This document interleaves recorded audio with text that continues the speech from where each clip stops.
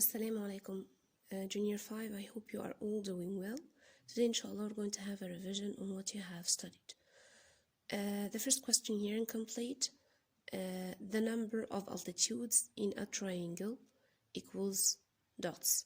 Okay, the altitude, as you remember, is the perpendicular drawn from the vertex of a triangle to the opposite base. So as you know, any triangle has how many vertices? That's correct, 3. So we can draw 3 altitudes for any triangle. Whatever the triangle is, you can draw 3 altitudes for it. If it's a right angle triangle, it has 3 altitudes. If it's an acute angle triangle, it has also 3 altitudes.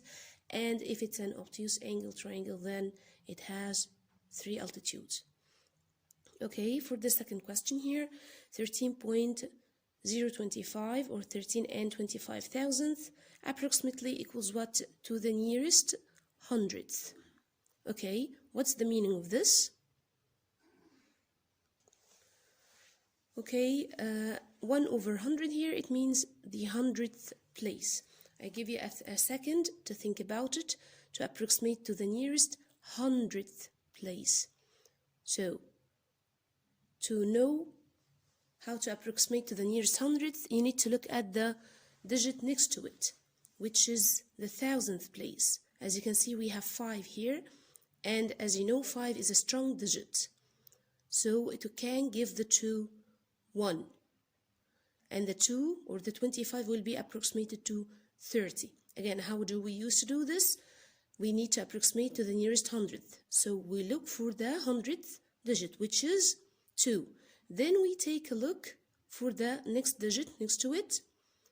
On the right, you will find 5. And 5, as you can see, is a strong digit, so it can give it a 1. As you can see here, so the 5 becomes 0 and the 2 will be 3. So the final answer would be 13.300th. For question letter C, if 3 belong to the set 2, x and 5, then x equal dots. Always in these questions, you have to look at the set and determine how many elements in this set. How many elements can we see? We have the element 2, the element x, and the element 5. If 3 belongs to this set, it means it exists in this set. Of course, 3 cannot be 2, and 3 is not equal to 5. So what would be the value of x? X equals what? That's correct, x equals 3. Now in question letter D, let's read it together. Set of 1 and 2, and what is this sign? Do you remember this sign? Intersection. And intersection means the common elements. So again, set of 1 and 2 intersection, set of 1 and 7 equals dots. So what are the common elements? And common means repeated. You can find it here and here. What are the common elements between these two sets?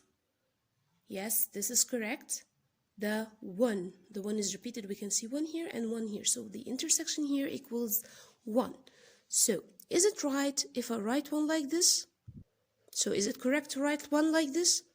Of course not, because the answer here must be set of 1, not just 1 without braces. No, we have to put the braces. So the answer is set of 1. Now here in this question, if you remember, we need to divide. When you divide fractions, we reverse it into multiplication. So 2/3 divided 5 over 6, we're going to multiply by the reciprocal of 5 over 6 instead of dividing.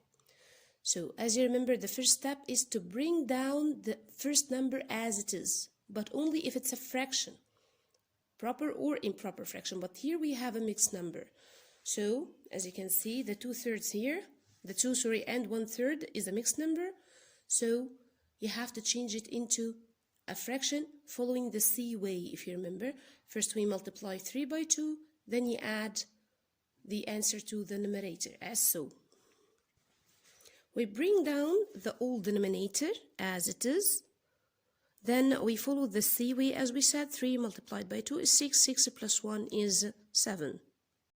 So the improper fraction of 2 and 1/3 will become 7 over 3. This is the first fraction. Then we change the division sign into multiplication. So the divided will become times, as you can see, and the 5 over 6, you're going to write the reciprocal of it, which will be 6 over 5. Now we look up and down for the numerators and denominators and see if any of the numbers up with the numbers down can be simplified or exist in the same table. Which of the numbers up in any of these two numbers, we have 7 and 6, which of them is divisible by 3 or 5 or have a common factor with it? Of course, 6 is divisible by 3, so I can divide the 3 down here and the 6 up there. We can divide both by 3. So 3 divided 3, that will give you 1, and 6 divided 3 will give you 2. Now we follow the steps, multiply the numerators and multiply the denominators. 7 times 2 will give you 14, and 1 times 5 will give you 5. So the final answer will be 14 over 5.